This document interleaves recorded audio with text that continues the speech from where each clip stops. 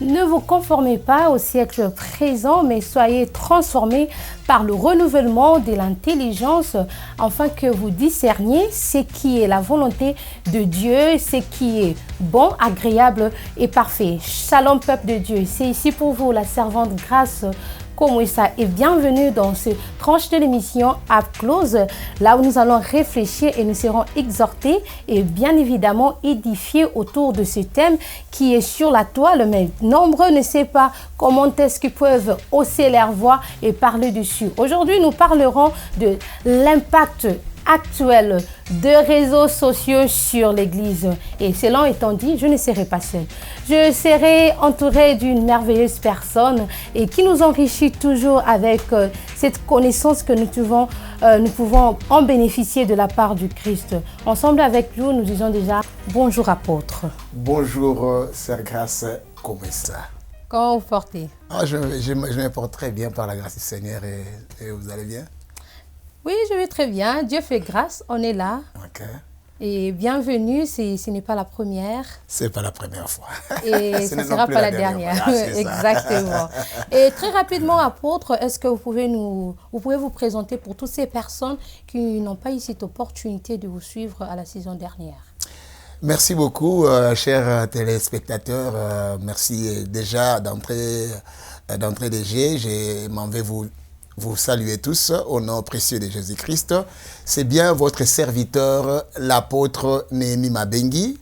Je suis le pasteur titulaire et représentant des églises Champion Impact à travers le monde.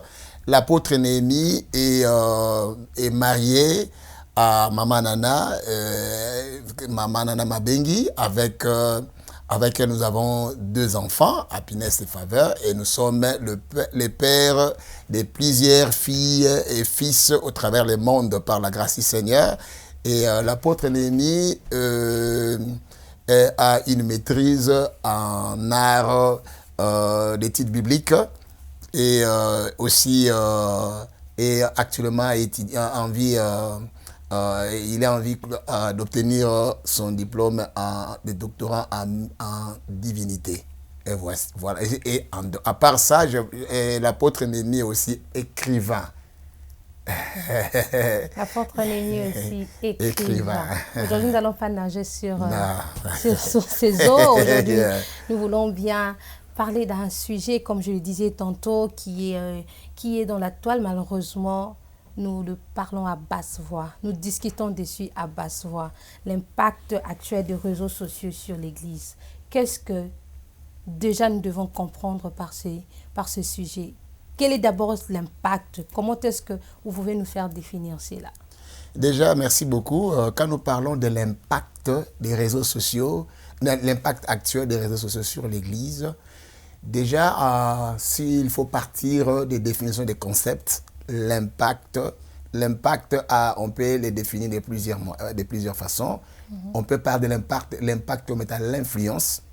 On peut parler de l'impact comme étant les effets. Et on peut parler de l'impact, donc comme je dis, de plusieurs manières. Et l'impact peut être négatif, l'impact peut être aussi positif. En d'autres termes, parlant de ces thèmes, l'impact des réseaux sociaux, actuel des réseaux sociaux sur l'Église. Quand on dit actuel, il y a aussi avant. C'est-à-dire, donc il y avait un avant et maintenant. Maintenant, qu'est-ce que nous pouvons comprendre par rapport à ce qui se passe actuellement, maintenant? Et si nous devons déjà nous reposer sur l'avant et puis l'actuel, selon votre constat, quel est l'impact actuel du réseau social? Nous allons nous reposer sur l'impact négatif ou positif, déjà. Bon, en tout cas, nous ne parlerons pas seulement de ce qui est négatif, mais nous parlerons aussi de ce qui est positif actuellement. Mais plus nous allons nous attarder sur ce qui est négatif, qu'est-ce qui est les réseaux sociaux apportent, son influence, quelle est l'influence que les réseaux sociaux ont maintenant au milieu des enfants de Dieu. Donc, parmi les enfants de Dieu à l'Église actuelle, qu'est-ce que les réseaux sociaux, quel est le rôle que les réseaux sociaux jouent maintenant? Comme nous parlons déjà, on dit réseaux sociaux, c'est-à-dire nous voyons déjà une action sociale. C'est-à-dire, et les sociales, déjà nous voyons la dimension des hommes ou de l'homme. Là où il y a les hommes, on parle déjà, il y a la sociologie. Et le rôle que les réseaux sociaux jouent actuellement, je dirais que déjà dans l'esprit des concepteurs, de ceux-là qui ont inventé l'Internet, et nous avons plusieurs plateformes, entre autres Facebook, nous avons Twitter, nous avons WhatsApp, nous avons... il y en a beaucoup. Et chaque concepteur avait une idée derrière ce qu'il faisait. Par exemple, prenons Facebook, c'était d'abord au milieu des étudiants, c'était juste un moyen pour eux de se communiquer entre eux, et justement, quelques temps après, ça s'est répandu. Et l'idée derrière, et ce n'était pas ce que nous voyons maintenant, c'était juste on pouvait s'en servir pour entrer en contact avec les amis, la famille qui sont près, qui sont loin. Et je me rappelle, avant Facebook, il y avait i5. Donc, i5 aussi. Donc, il y avait une interaction des amis. On se contactait, on se connectait, on parlait. Donc, pendant qu'il y avait i5 n'avait pas aussi de l'impact négatif comme nous le voyons actuellement. Donc, le rôle, c'est pour le socializing. Donc, pour que les gens puissent, qu'il y ait une interaction entre les différentes personnes dans différents endroits. Donc déjà, si en partant de cette réflexion, vous voulez bien nous faire comprendre que l'avant et l'actuel, l'avant, il y avait présentait une belle opportunité pour... et l'actuel, vous l'accusez d'un impact négatif déjà, apparemment. Bon, accuser c'est fort, mais en fait, quand il faut faire la comparaison de l'avant et de l'actuel, parce qu'il faut être honnête. Donc, je crois que même les concepteurs des réseaux sociaux actuels n'arrivent même, de l'Internet lui-même, n'arrivent même plus à maîtriser la vitesse à laquelle les réseaux sociaux ont pris. Mais les années passent, apôtre. On doit se le dire, il y avait dans certains bouts du monde, on ne pouvait pas avoir, par exemple, les connexions pour pouvoir bien utiliser ces différentes plateformes du réseau social. Mais aujourd'hui, nous voyons que même dans le bout du monde, nous avons des connexions. Raison pour laquelle la façon de l'utilisation est différente de... Il y a une chose, la connexion, oui, la connexion Internet aujourd'hui, pratiquement tout le monde a accès à l'Internet. Donc, peu importe l'endroit où on se trouve, on peut se retrouver. Donc, l'accès à l'Internet est à la portée de tout le monde. Mais le problème, ce n'est pas cet accès à l'Internet, mais les problèmes nous sont maintenant dans la dimension de l'utilisation. Comment nous utilisons ce qui est à notre possession. C'est ce que nous voulons maintenant discuter en ce moment ici. Donc, je crois que ce sera une très bonne chose si on peut parler de comment on utilise. Parce que c'est quoi l'objectif qui est derrière ça? Si aujourd'hui, j'ai l'Internet avec moi, j'ai la connexion facile et comment je dois utiliser l'Internet. C'est ce qui est... Et alors, comment est-ce que l'utilisation, parce que nous sommes en train de naviguer sur l'aspect église, nous voulons vraiment nous renfermer dans cela parce que c'est un sujet déjà très vague, on ne pourra pas toucher tous les aspects, raison pour laquelle nous voulons bien nous limiter à l'église aujourd'hui. Et comment est l'utilisation de toutes ces personnes qui sont dans des différentes plateformes?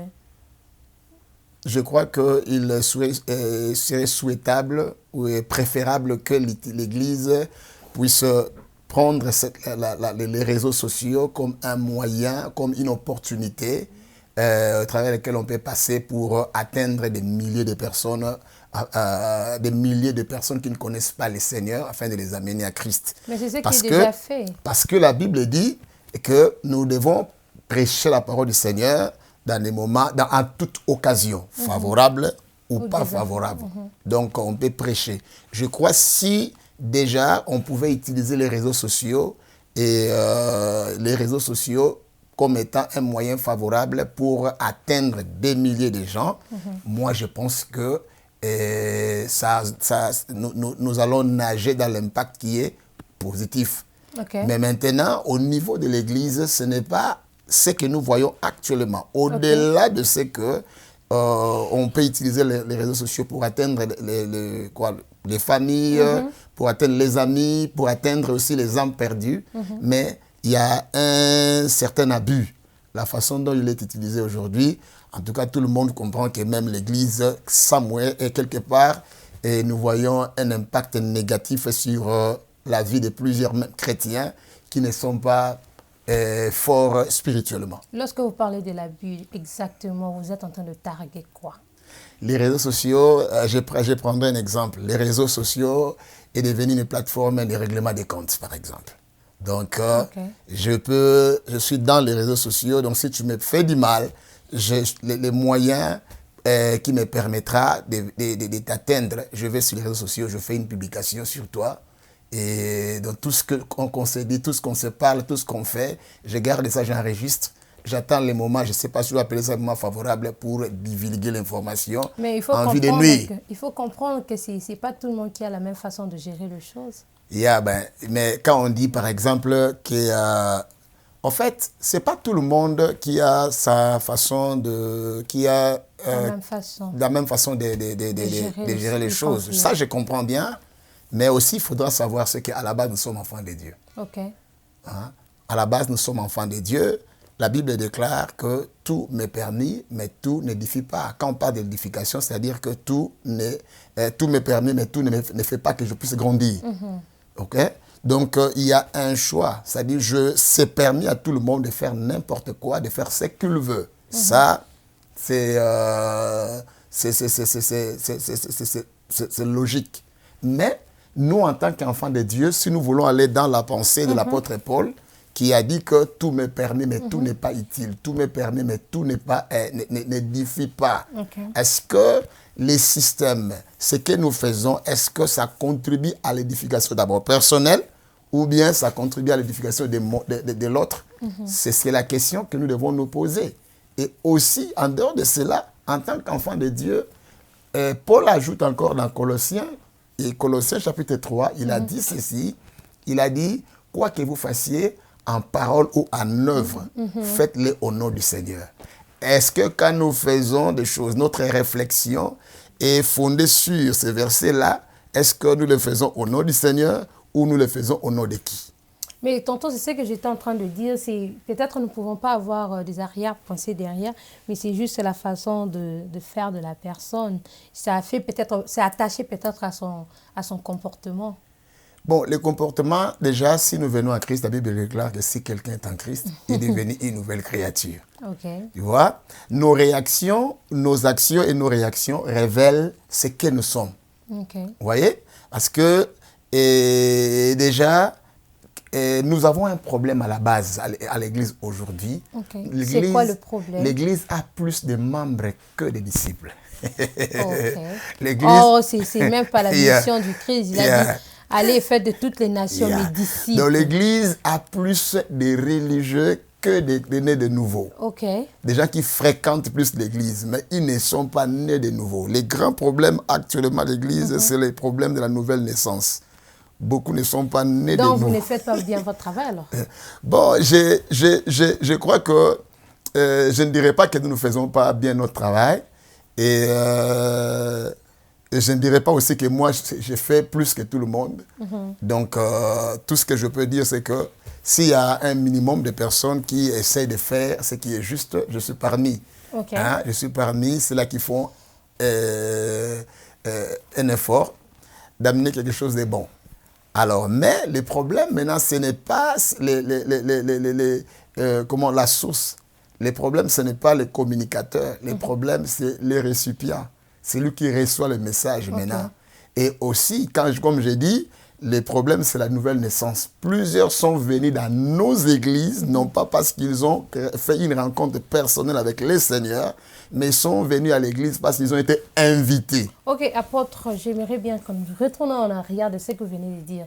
Le problème, ce n'est pas la personne qui donne le message, mais c'est la personne qui reçoit le message. C'est ce que vous avez dit. Mais nous recevons ce que on nous donne. Oui. Ou bien nous comprenons mal ce qu'on nous sert. Écoute, la Bible déclare déjà, Jésus nous donne les paraboles, je crois que c'est dans Matthieu 13, il nous donne une parabole en disant, la parabole du semeur. Il y a plusieurs catégories de terre. Il dit qu'un semeur est sorti, il a commencé par rejeter la sémence. Il y a des semences qui sont tombées, une semence qui est tombée sur un terrain qui avait beaucoup de pierres. Il y a une semence qui est tombée sur le sable, il y a sur les épines, et d'autres, il y a la dernière semence qui est tombée sur une terre fertile. Nous avons aussi des catégories de gens qui sont comme ça. Nous avons des gens qui viennent, dont les cœurs ne sont pas préparés, disposés à recevoir la bonne semence. Lui, il est venu à l'église parce qu'on lui a dit que viens à l'église. Dès que tu arrives chez nous à l'église, si tu arrives à l'église parce que tu as besoin du mariage. Chez nous, les mariages, c'est comme ça que tu auras les mariages. Donc, d'une autre façon, nous devons aussi accuser les personnes qui divulguent le message. Pourquoi je suis en train de dire ça? Parce que lorsque un fidèle va dire à son semblable que viens chez nous à l'église, il y a le mariage, c'est-à-dire dans cette église, ce qui est prêché, on présente plus le matériel. C'est cela maintenant, il faut dire que nous avons besoin d'amener le peuple de Dieu à tourner d'abord les regards vers le Seigneur. Je suis en train de donner un enseignement à l'église, je parle sur le risque du diable, comment détecter et vaincre le risque du diable. J'ai dit, il y a la façon dont la parole est présentée, ou l'évangile de Christ est présenté actuellement à l'église. Donc nous avons amené le peuple de Dieu à chercher plus la main de Dieu au lieu de chercher la face de Dieu. Vous voyez, quand on cherche la main de Dieu, c'est-à-dire ce sont des problèmes qui nous concernent directement nous-mêmes. Donc je viens à l'église pour moi-même, dès que j'ai ce que je veux, je peux me déplacer, je peux quitter l'église à temps et à contre-temps. Mais tandis que quand on me présente, je viens à l'église pour rechercher la face de Dieu. Donc là maintenant, je rejoins Éphésiens qui dit que nous sommes appelés à servir, à célébrer, nous sommes appelés à célébrer la gloire de la grâce de Dieu. Donc c'est ça, si je viens, la première de pensée, je dis, mon adoration ne se tournera pas sur ma personne d'abord, ou sur ce que je suis et je veux, mais surtout sur ce que lui a fait pour moi. Tu vois? Donc quelqu'un qui a compris, et dira que non, bon, je suis en train de chercher, je suis dans les besoins d'une telle chose, mais qu'est-ce qui est avantageux et qu'est-ce qui est... en fait, je peux ne pas les avoir ou l'avoir immédiatement, mais qu'est-ce qui est important pour moi? C'est d'abord le Seigneur. Voilà? Donc, le centre d'intérêt, ce n'est pas les besoins physiologiques ou les besoins de l'homme, mais le centre d'intérêt, c'est Christ lui-même. Donc, je viens d'abord pour le Seigneur. Je viens pas pour le mariage. Je ne cours pas après le miracle. Du reste, la Bible ne dit pas que le miracle, les chrétiens couriront après le miracle, mais c'est le miracle qui doit courir après les chrétiens. Donc, si nous comprenons déjà ces choses-là, je peux venir à l'église aujourd'hui, mon regard ne sera pas tourné sur la personne de qui est là devant moi, mais je sais que je viens parce que j'ai besoin d'adorer le Seigneur. Donc lui, ma première préoccupation, ce n'est pas l'homme, mais ma préoccupation, c'est le Seigneur. Dans le recadrement, doit se faire au niveau des encadrements. C'est ce que Jésus a dit. Et Jésus a dit que cherchez premièrement le royaume et la justice de Dieu. Et toutes ces choses vous seront données par-dessus tout. Qu'est-ce qui te motive à venir à l'église? Qu'est-ce qui te motive à venir à l'église? Nous sommes en train de parler de l'impact actuel des réseaux sociaux. Nous sommes en train de parler de l'impact actuel des réseaux sociaux sur l'église. Et apôtre, nous n'allons pas nous mentir, de nos jours, nous voyons la naissance de nouveaux serviteurs, les jeunes serviteurs. Et ces jeunes serviteurs, apparemment, ils n'ont pas d'église locale. Leurs églises, c'est le Facebook, Instagram, Twitter, TikTok ces derniers temps. Et devons-nous accepter tout ce qui se passe sur la toile? Devons-nous avoir encore de l'espérance qu'il y a encore de vrai? Ou bien nous devons nous attacher, c'est dire que bon, j'ai déjà mon pasteur, je vais à l'église, tout ce que je vois sur les réseaux sociaux, en tout cas, je ne prête pas mon attention. D'abord, il faudra savoir une chose, c'est que les vrais n'annulent pas le faux. Et les faux n'annulent pas aussi les vrais. Exactement. C'est-à-dire, s'il y a les faux, cela veut dire qu'il y a les vrais. OK. Et je vois la naissance des ministères, D'ailleurs, j'ai mon second livre qui va sortir bientôt là. Okay. Et je suis en train de parler sur les livres s'intitulent Comme cela était au commencement. Okay. Donc, nous aurons l'occasion d'en parler au temps opportun. Aujourd'hui, les réseaux sociaux ont facilité beaucoup de choses négatives. C'est comme ça que nous parlons aussi de l'impact négatif des réseaux sociaux. Et nous parlons de l'impact des réseaux sociaux. Donc, cela a facilité plusieurs aléas négatifs qui aujourd'hui affectent pas l'Église de Dieu, les corps du Christ lui-même, parce que Christ sanctifie son Église lui-même, mais la vie des chrétiens et en particulier. Pourquoi? Parce qu'il n'y a pas de pôle ici. Quelqu'un peut s'asseoir chez lui à la maison, avec un ou deux versets, il commence à annoncer la parole du Seigneur. Et donc, des heures.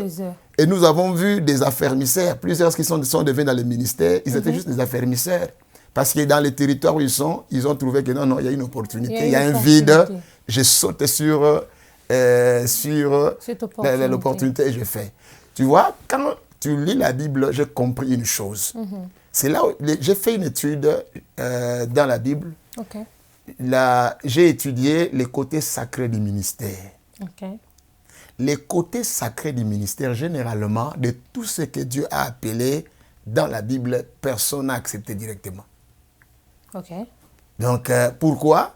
Parce que, probablement, quand Dieu t'appelle, il pourra aussi te montrer certaines choses que tu vas vivre dans les ministères. D'accord. Ça fait peur. Dieu a appelé, pardon, Moïse. Moïse, il savait qui Pharaon était. Moi, aller vers Pharaon, déjà, quelque part, il y a eu la peur. Non, Seigneur, est-ce que tu ne peux pas envoyer quelqu'un d'autre? Okay. Mais si vous voyez quelqu'un se plonger dans le ministère sans peur, c'est un signe qui révèle que la dimension du sacré n'a plus sa place. Et raison pour laquelle vous allez voir que nous avons plusieurs ministères. Et ceux-là qui courent après les ministères, généralement, ils n'ont pas ça. C'est là qui court après les ministères. Après les ministères, généralement, qui clament que je suis un ministre, qu'on me reconnaisse, qu'on fasse ceci, qu'on fasse cela. Et si vous allez vraiment en profondeur, ils ne sont pas ce qu'ils prétendent être. Parce que c'est là, le ministère est sacré. Mais on a la chose. On a la chose, mais le problème est que dans les églises, si c'est Daddy, lorsque Daddy prêche, il peut prêcher une année comme ça sans céder la place aux autres. Et du coup, ces frères-là qui se disent que j'ai quelque chose et puis je pourrais bien partager, laissez-moi prendre mon ordinateur ou bien mon téléphone portable ou quoi que ce soit.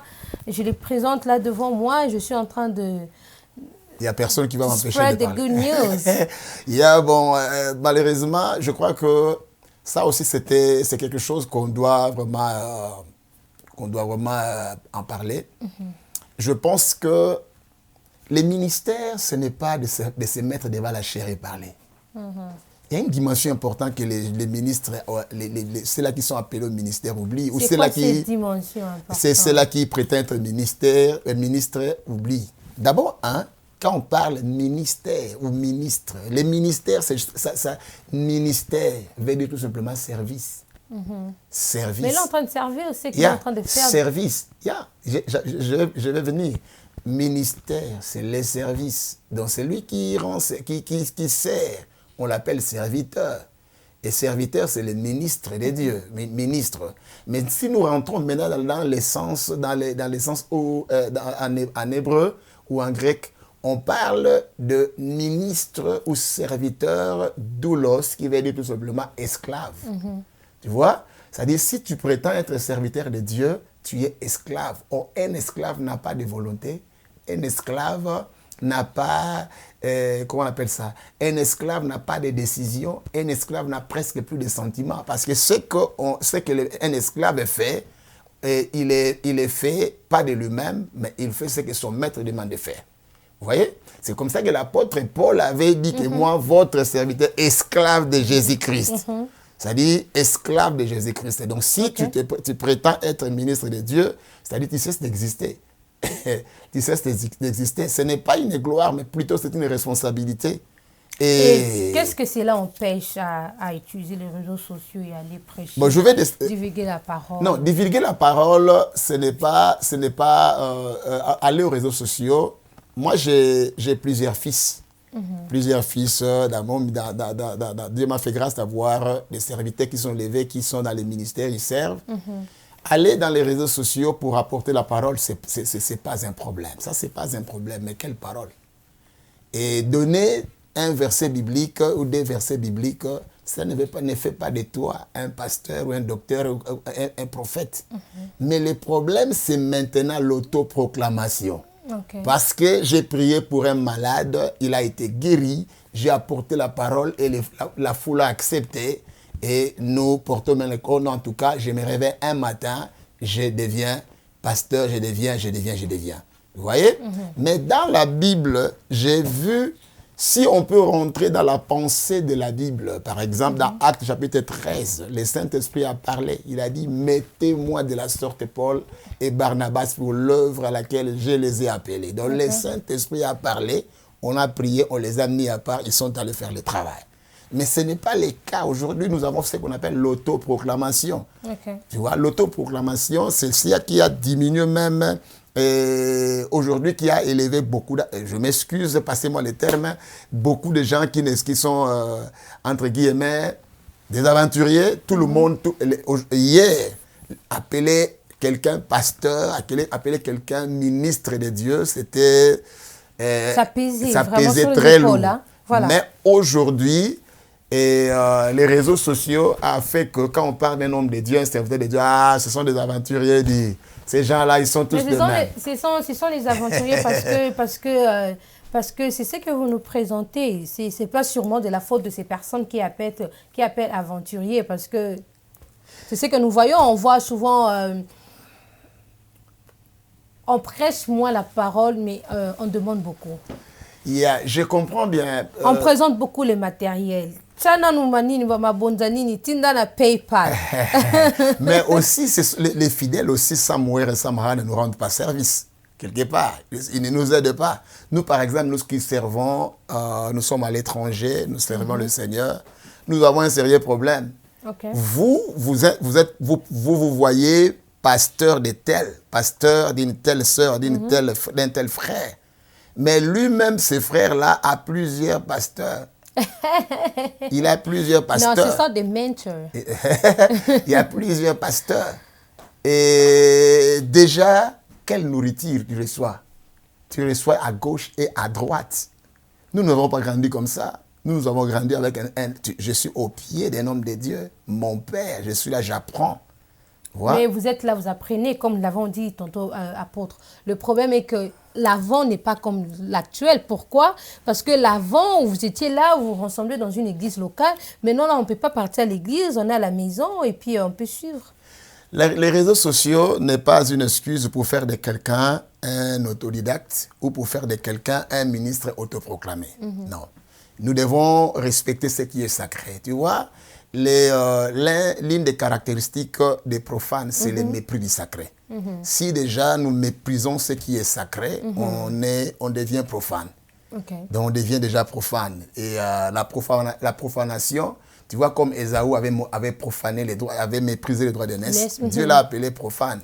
Alors moi je pense que peu importe ce que nous avons, peu importe les moyens qui sont devant nous, il est important de s'asseoir et aussi de s'asseoir au pied des maîtres.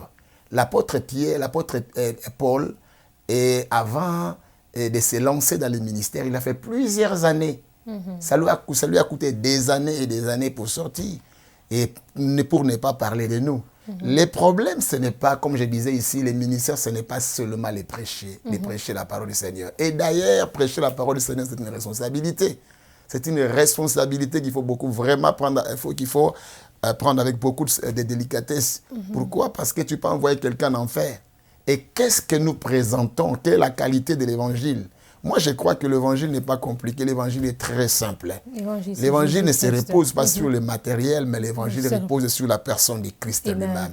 Si nous pouvons être à mesure de présenter Christ de manière appropriée et parlant de l'œuvre de l'œuvre du salut, je pense que ces autres choses-là ne seront pas un problème.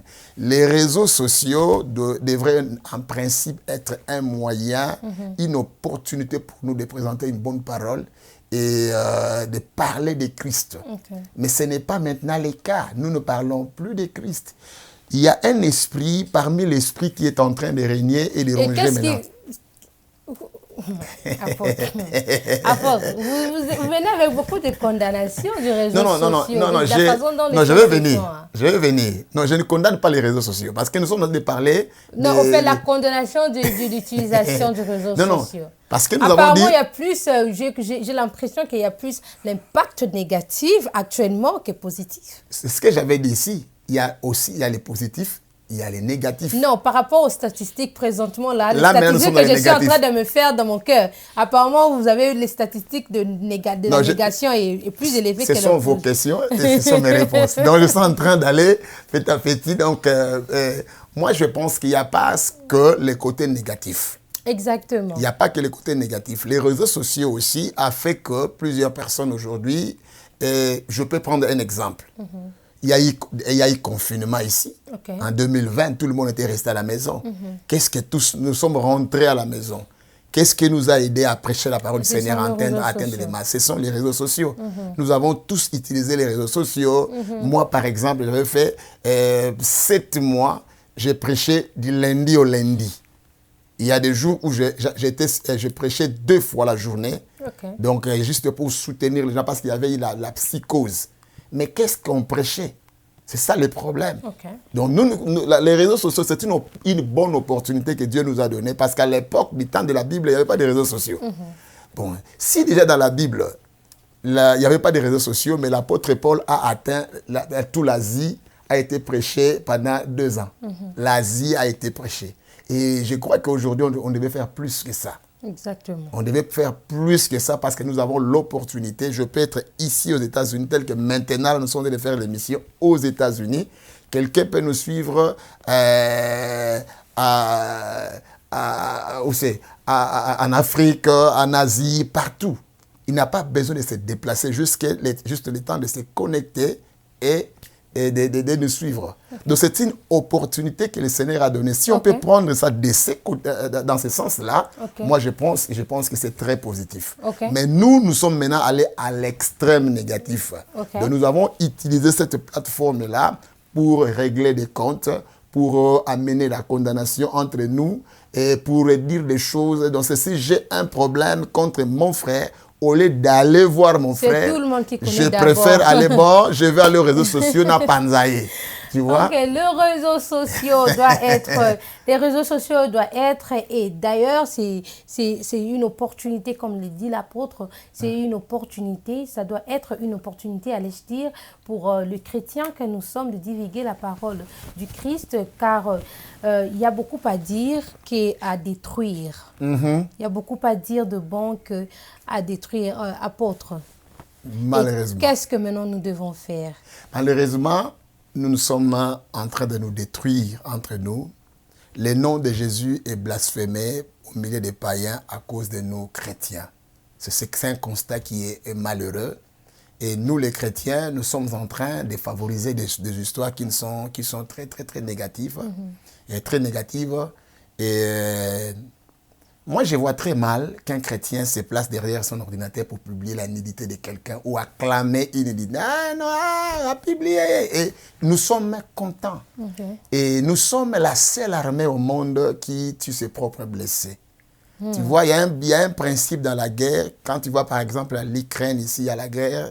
Et vous allez voir qu'on nous montre comment est-ce que les Ukrainiens récupèrent les soldats russes qui sont blessés, on les amène à l'hôpital, on les soigne. On les soigne d'abord. Mais nous, les chrétiens, qu'est-ce que nous voyons? Malheureusement, nous sommes cette armée-là qui tue nos propres généraux. Nous sommes cette armée-là Et tous ces packs sur les réseaux sociaux. nos propres blessés. Nous sommes cette armée-là qui enterre nos blessés au lieu de les soigner. Et nous oublions que nous sommes en train de donner l'avantage à l'ennemi. Vous voyez?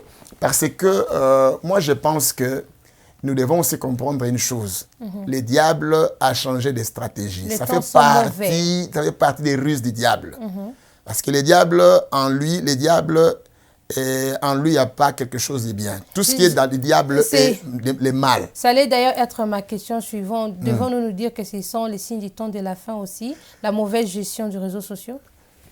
D'abord, nous sommes en face d'un ennemi qu'on appelle le diable. La Bible dit « malheur à la terre, car le diable est descendu vers vous, animé d'une grande colère, sachant qu'il a peu de temps. » Et nous n'avons pas, ce que nous voyons, des scandales et tout, ça ne doit pas nous, quelque part, ça ne doit pas nous perturber ou perturber l'Église, parce que Jésus l'avait déjà dit, l'avait déjà annoncé. Il y aura des scandales. La Bible dit, les scandales, il arrivera. Tu vois, mais malheur à celui par qui les scandales arrivent. Vous voyez? Donc moi, je pense que le diable, en lui, il ne fera jamais la publicité de ce qui est bien. Pourquoi? Parce que lui, il est l'incarnation du mal. Il est l'incarnation du mal. Et raison pour laquelle, chaque fois qu'il y a il y a quelque chose que nous n'encourageons pas, donc je précise ici que je n'encourage pas les péchés. Et il y a beaucoup de dérapages, il faut dire qu'à notre niveau aussi, serviteurs comme fidèles. Ça, c'est des choses que nous ne devons pas passer outre. Nous devons vraiment prendre nos responsabilités pour le dire clairement que nous devons travailler là-dessus. Mais il faut savoir une chose, c'est aussi entre nous qui sommes forts, nous qui sommes restés, nous ne devons pas enterrer ceux-là qui sont faibles. Tu vois, nous devons les soutenir, nous devons les relever. C'est notre mission à nous. Le diable est content lorsque nous, on se déchire entre nous, on s'entretue entre nous. Lui, il est content. Regarde par exemple, est-ce que la Bible nous recommande, nous demande de régler des comptes entre nous par la voie des réseaux sociaux? Non. La Bible dit, si ton frère a péché, va. Reprends-le seul à seul. Mais si le frère, on a cherché les frères mille et une fois, les frères non, la Bible dit, oui. Ne veut pas nous recevoir. La Bible dit, si le frère vous écoute, si tu écoutes, tu as gagné ton frère. Mais si tu n'écoutes pas, tu amènes 2 ou 3 pour que l'affaire se règle sur la raison pour laquelle on vient vers les réseaux sociaux, parce que c'est non. Sur la déposition de 2 ou 3 témoins.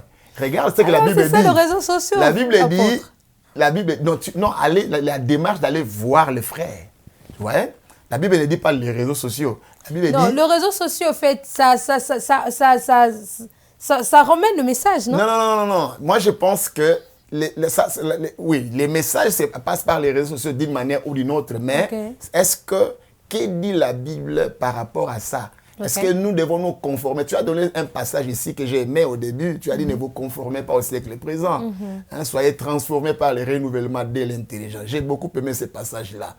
Est-ce que devons-nous nous confirmer? Comment est-ce que les chrétiens doivent se conformer au siècle présent? C'est en empruntant la méthode du monde. Tu vois, la méthode du monde.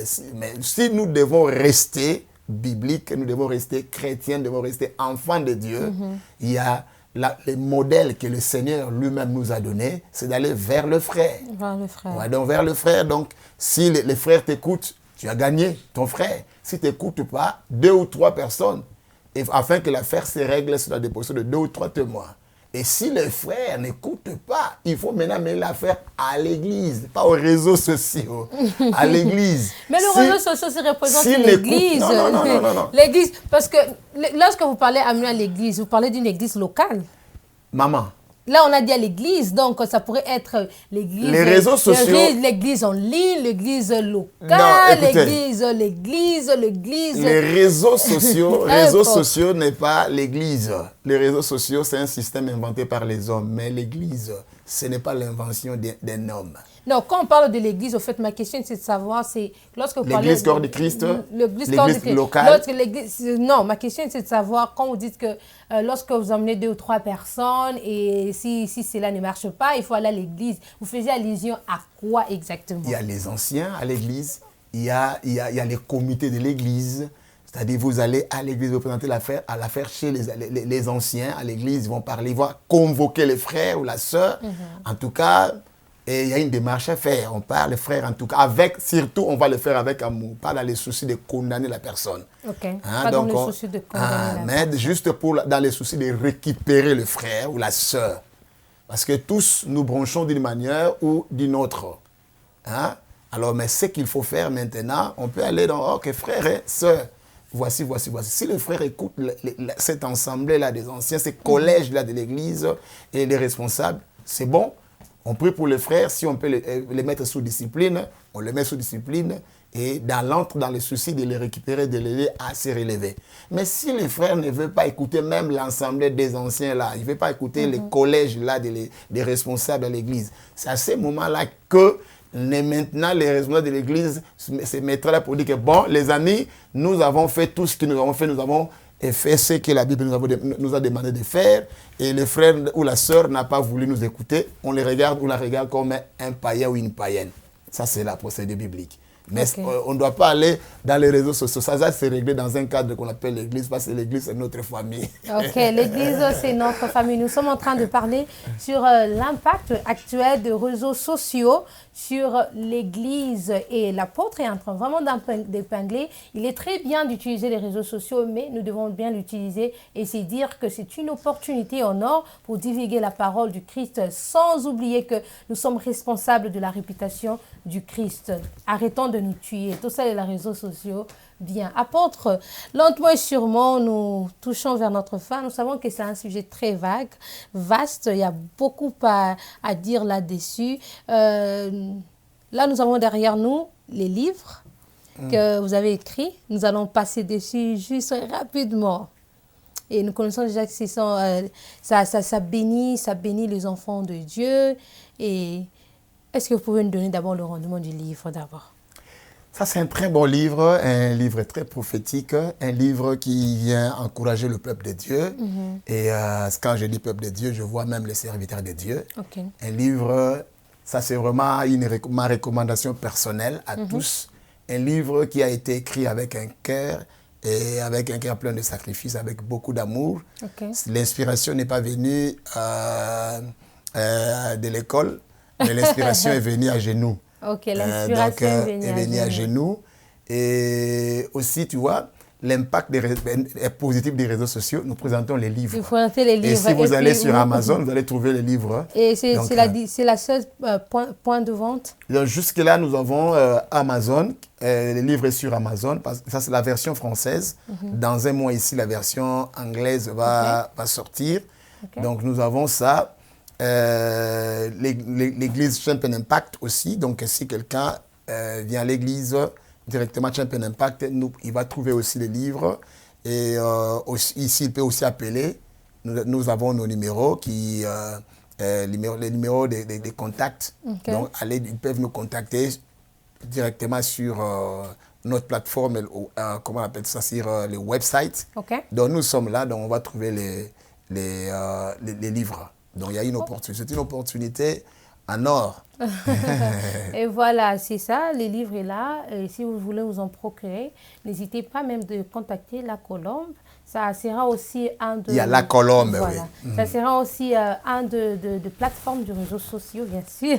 C'est ça l'impact positif. De pouvoir en avoir. Alors, apôtre, qu'est-ce que nous pouvons dire de toutes les prophéties que nous voyons? Est-ce que au Monielora-Moutou, c'est bien de les dire dans les réseaux sociaux ou bien il faut appeler la personne?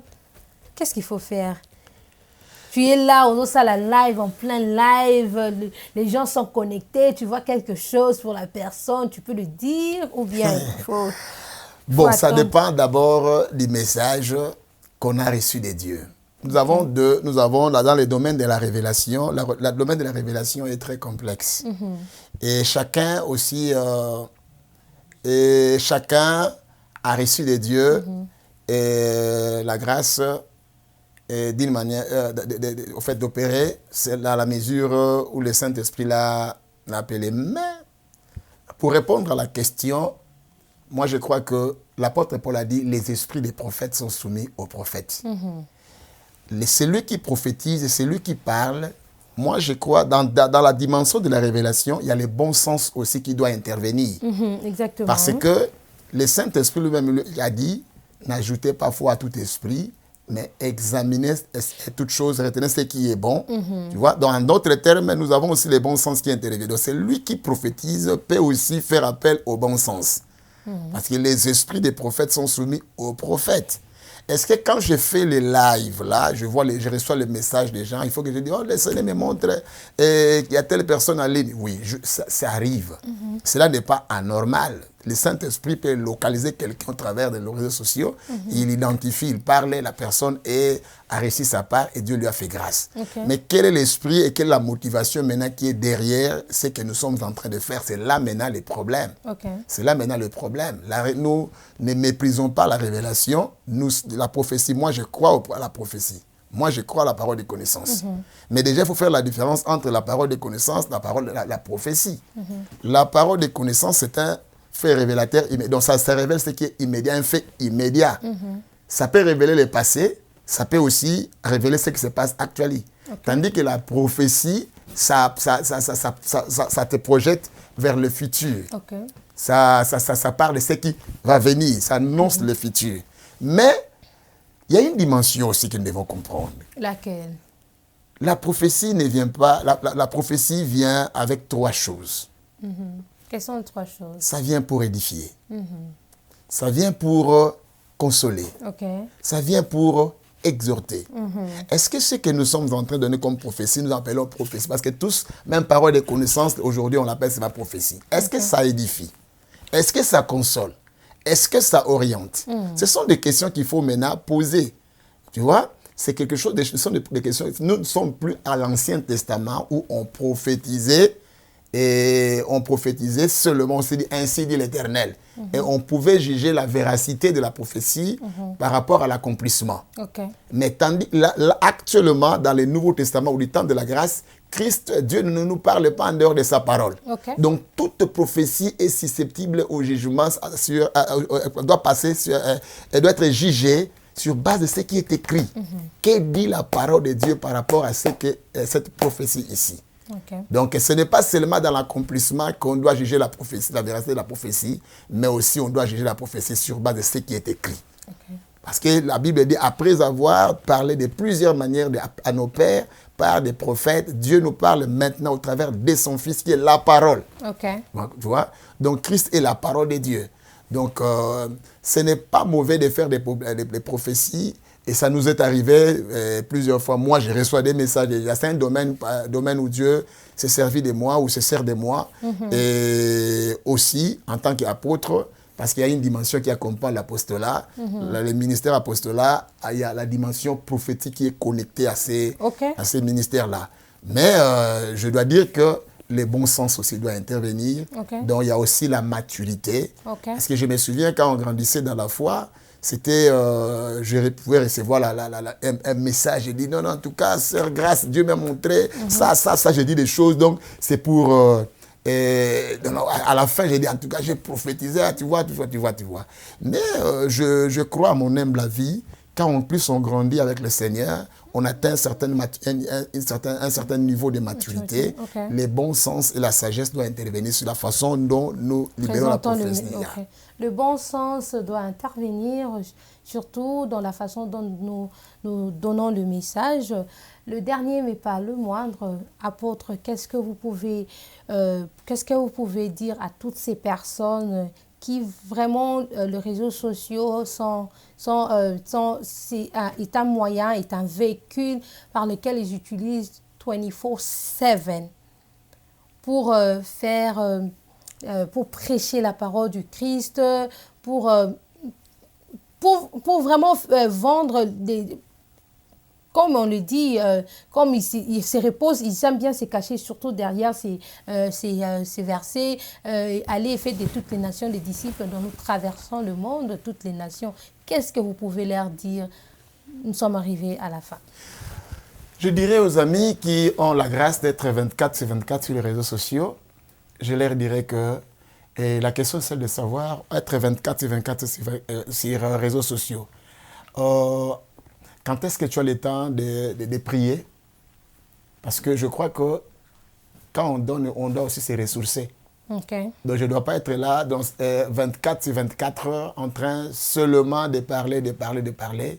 Et il faut que j'aille aussi le temps de rentrer dans la parole du Seigneur, me ressourcer. Okay. Tu as besoin de te ressourcer. Donc tu ne me diras pas que non, moi je suis dans les réseaux sociaux 24/24, donc je suis ami du Saint-Esprit, je reçois tout directement, je n'ai pas besoin de me ressourcer. Étant donné que nous connaissons en partie et nous prophétisons en partie. Okay. Donc les 24 heures là que nous avons sur les réseaux sociaux en train de parler, 24 heures, je pense que quelque part... c'est ce qui a causé, qui a fait que plusieurs personnes, au lieu de communiquer la vie, on communique la chair maintenant. Pourquoi? Parce que tu n'as pas le temps de te ressourcer. Okay. Tu n'as plus ce temps-là. Quand est-ce que tu as le temps de t'organiser toi-même, aller dans la présence du Seigneur pour la prière? Il faut aller dans sa présence. Après avoir donné, on a besoin de rentrer. Nous avons vu Christ lui-même. Christ, pendant 3 ans de son ministère, il a enseigné, et pendant un temps, il renvoyait la foule. Quand après avoir renvoyé la foule, il montait sur la montagne et parlait avec son Père. Et comment si lui, le Seigneur que nous prêchons, pouvait se ressourcer, aller chez son Père et parler avec son Père et revenir encore. Et nous, on s'est dit, bon, je peux être là 24/24. Alors, et aussi... ce qu'il faudra savoir avec les gens qui ont cette grâce-là, ça ne doit pas être utilisé comme un moyen commercial pour gagner, par exemple, des vues sur YouTube. Comme ça, quand on a plus de vues, ça nous rapporte et tout et tout. Ça ne doit pas être un moyen commercial surtout, mais s'il faut qu'on le fasse avec comme objectif de gagner les âmes pour le Seigneur, moi, je pense que c'est bien. Mais le conseil est qu'il faudra à chaque chose à son temps. Okay. Donc, nous qui prêchons la parole du Seigneur tous les jours, tous les dimanches, on est là. Mais il faudra aussi avoir le temps de se ressourcer dans la parole du Seigneur pour recevoir encore plus d'inspiration et revenir pour la gloire de Dieu.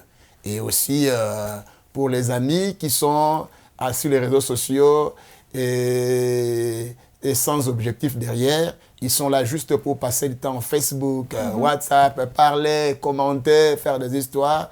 Je crois que là, maintenant, le diable aussi s'en sert comme un moyen de distraction pour nous déconnecter aussi du Seigneur, nous faire passer du temps. Et on devient devient attaché à ces réseaux sociaux. Nous, tu vas voir qu'on peut facilement faire 3 heures du temps sur les réseaux sociaux et incapable de faire 10 minutes dans la présence de Dieu. Et quelqu'un qui peut faire 3 heures du temps sans rien, il peut faire 3 heures du temps, appeler, faire des messages, commenter, publier, tout le monde a dit on a fait ceci, on a fait tout publier, on va faire ceci. Mais pose-le la question, dès qu'il arrive à l'église, d'abord, il arrive à l'église en retard. Deuxième chose, il est à l'église, il est arrivé en retard et il cherche à ce que le prédicateur puisse finir avant et dès que le culte, on dépasse l'heure de 5 minutes. Et le murmure et quand il va rentrer à la maison, c'est pour aller aux réseaux sociaux. Donc c'est là où maintenant, ça c'est l'impact négatif des réseaux sociaux dans la vie des chrétiens. Parce que nous passons beaucoup de temps sur différentes plateformes. Donc, plateformes, alongo na Facebook, na Twitter, alongo na Twitter, Instagram, TikTok. TikTok ici, donc avec des mimiques là et tout et tout. Moi, je pense que c'est une grosse distraction qui a gagné du terrain dans la vie des chrétiens. C'est pourquoi, comme conséquence, nos prières sont devenues trop inefficaces. Parce que nos pensées ne sont plus remplies des paroles de Dieu, mais nos pensées sont remplies de ce que nous voyons et ce que les réseaux sociaux nous prêchent. On n'a plus le temps de lire la Bible, on n'a plus le temps de vérifier ce qu'on nous prêche. La conséquence, c'est quoi? Et tout ce qu'on nous présente comme menu, on l'accepte. Donc, on ne sait pas voir. Il y a un faux serviteur, donc on accepte. Pourquoi? Parce qu'on n'a plus le temps d'être comme les Béréens, les chrétiens des Bérés, qui, eux, qu'est-ce qu'ils faisaient? Chaque fois qu'on enseignait, ils rentraient à la maison, ils prenaient le temps de vérifier si ce qui est écrit. Vous voyez si ce qu'on leur a dit. Et on doit aussi signifier ces phénomènes plagiat. Il y a les fidèles, ils partent à l'église, Ayoki Mate, Akuna Dadi, lui vient sur les réseaux sociaux, donc il vient s'en approprier cette prédication. Ça, c'est exactement. Ouais, bon, moi je crois que nous avons aujourd'hui avec l'expérience, la petite expérience que nous avons, ça fait déjà plus de... Il faut faire attention à ce genre de ça fait déjà plus de 30 ans, et que plus de 30 ans qu'on est dans le Seigneur. Je crois qu'il y a une théologie que j'ai appris du Seigneur, que j'applique tous les jours et jusqu'à maintenant, c'est savoir se mettre à genoux et ouvrir sa Bible. Savoir se mettre à genoux et ouvrir sa Bible pour recevoir l'inspiration de Dieu. Amen. Vous voyez?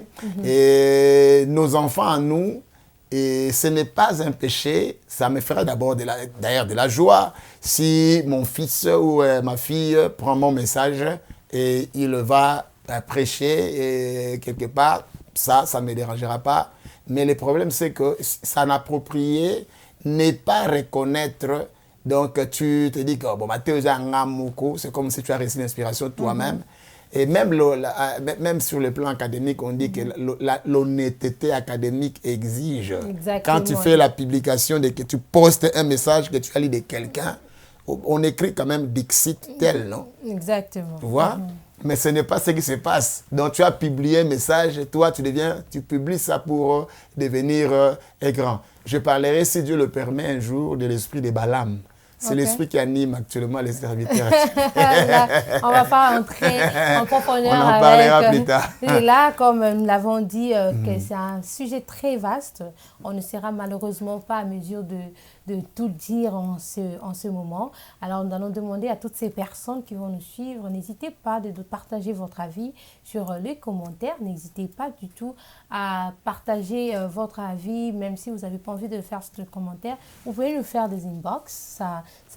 Nous allons trouver un moment et une façon de le mettre aussi dans nos réseaux sociaux, afin que tout le monde soit à la capacité d'en bénéficier. Alors, apôtres, nous sommes arrivés à la fin.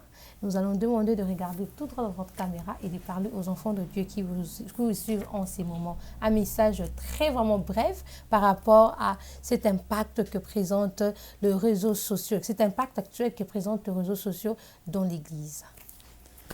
Chers amis, bien-aimés dans le Seigneur, merci de nous suivre. Et je m'aimerais saisir cette opportunité pour exhorter le peuple de Dieu, le chrétien, à savoir c'est que tout ce que le Seigneur nous donne, c'est pour sa gloire. Tout ce que nous faisons en parole ou en acte, nous devons le faire pour la gloire du Seigneur. Et si on doit utiliser les réseaux sociaux, utilisons-le de manière efficiente pour la gloire de Dieu. Et personne, on n'a pas de restrictions, n'utilisez pas, n'allez pas. Et il y a une certaine liberté, mais ne soyons pas comme des Corinthiens, des libertins. C'est là qui disaient que tout m'est permis. Alors l'apôtre Paul a dit, tout m'est permis, mais tout n'est pas utile. Tout m'est permis, mais tout n'édifie pas, ne contribue pas à ma croissance. Alors tout ce que tu fais répondra pour toi demain ou après-demain, dans le bon comme dans le mauvais, dans le positif comme dans le négatif. Jésus-Christ revient bientôt. C'est l'opportunité que Dieu t'a donnée d'avoir les réseaux sociaux. Malheur à ceux qui sont, moi je dirais malheur à ceux-là qui sont arrivés à ce temps ici, parce que s'il y avait les chrétiens, s'il y avait les gens de Bethsaïda ou des Corazins qui avaient entendu ce message ici, comme nous ici, l'opportunité que nous avons d'apporter l'évangile au travers des réseaux sociaux, au moins même Sodome et Gomorrhe ne s'allait pas être détruits. Alors les amis, en bref, c'est que la Bible dit et que l'apôtre Paul dit, je ne me laisserai pas être asservi. Donc l'idolâtrie a plusieurs formes. L'idolâtrie a plusieurs formes. L'idolâtrie, ce n'est pas seulement d'aller devant une statue en train de l'adorer. Mais les réseaux sociaux aussi peuvent devenir une forme d'idolâtrie pour plusieurs chrétiens. C'est un piège qui a gagné du terrain. Soyez équilibrés. Et la première personne sur qui tu parles ou tu comptes quand tu te réveilles, c'est là ton Dieu. Si déjà, pour toi, les réseaux sociaux, c'est le premier moyen, dès que tu te réveilles sur le lit, tu vas aux réseaux sociaux. Les réseaux sociaux est devenu ton Dieu. Alors, je te conseillerais et je t'exhorterai par la compassion du Seigneur d'être aussi équilibré, laisser le Saint-Esprit faire son travail et surtout, les réseaux sociaux ou pas, n'oublie pas ce que tu es. Ne laisse pas l'ennemi falsifier ton identité. Tu es chrétien, tu es né de nouveau et utilise tous ces moyens pour la gloire du Seigneur, pour gagner quelqu'un. Ne participe pas à la chute de l'un ou de l'autre. Que la chute de l'un ou de l'autre ne devienne pas une occasion pour toi de tuer ou de faire quoi que ce soit de négatif. Et aussi, pour mes amis, chers serviteurs de Dieu, pour finir ici, j'aimerais nous encourager. Nous avons l'opportunité de nous placer devant les réseaux sociaux. Voici cette opportunité où nous devons apporter, enseigner, amener une bonne parole, soutenir aussi les âmes. Ne nous entretuons pas. Nous devons nous aimer, nous encourager avec un amour sincère, sans hypocrisie. Que cela ne soit pas aussi un moyen pour nous de voir que si ces fidèles ici étaient membres d'une telle église, alors que tu ne les vois pas, tu en profites. À qui mon église, on a vient chez moi ici. Et les amis, ce n'est pas ça, c'était très agréable. Le Seigneur ne nous amène pas à cela. Nous sommes une maison, une même maison, mais nous avons des différentes chambres, mais nous partageons le même salon et nous avons le même Seigneur. Okay. J'ai pris vraiment que le Seigneur puisse vous bénir. Au prochain numéro, nous reviendrons encore pour parler davantage. Mais si je dois vous encourager, faites tout pour la gloire du Seigneur. Merci beaucoup à la Colombe Chanel, qui est dirigée par Papa Michel. Et merci beaucoup à vous, Grâce. Et merci, c'est toujours un plaisir de partager le même plateau. Et votre plateau à vous. Que Dieu vous bénisse. Une très belle initiative. Amen. Et aussi, j'en profite pour dire merci à mon épouse qui me suit en ces moments, maman Nana, et à mes enfants biologiques, et particulièrement à Pinès qui est venu m'accompagner ici, et à Faveur qui est resté, à tous les champions de partout où vous êtes. Je vous porte dans mon cœur, mon équipe pastorale et tous ceux-là qui, de près ou de loin, nous soutiennent.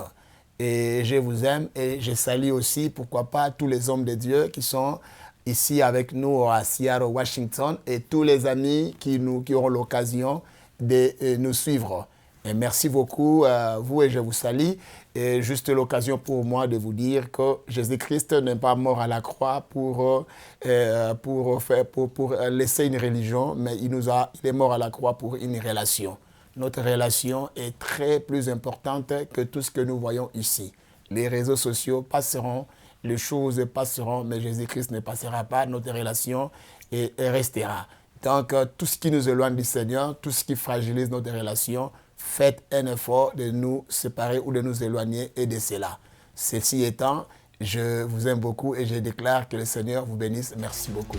C'était tout pour la gloire du Seigneur. Merci beaucoup, apôtre Némi Mabengi. Nous étions là en train de parler de l'impact actuel des réseaux sociaux sur l'Église avec l'apôtre Némi Mabengi sur Apclose, avec votre humble servante Grâce Komoïssa, à savoir dans 1 Corinthiens 10:23, la parole du Christ nous dit « Tout est permis, mais n'est pas utile, tout est permis, mais n'édifie pas ». Et dans 1 Corinthiens 6:12, on nous dit « Tout est permis, mais tout n'est pas utile, et tout m'est permis, mais je ne me laisserai pas asservir par quoi que ce soit ». Nous devons vraiment faire attention dessus sur qui nous suivons dans les réseaux sociaux et comment est-ce que nous utilisons les réseaux sociaux. Et nous devons aussi savoir surtout que nous sommes responsables de la réputation du Christ en tant que chrétiens. Et pour toutes ces personnes qui nous suivent, qui ne se sont pas encore abonnés dans les différentes plateformes du réseau social, nous demandons d'aller sur la page Facebook déjà, de taper Colombe Channel page et vous allez juste vous abonner. C'est une façon pour vous de nous soutenir et aller sur YouTube,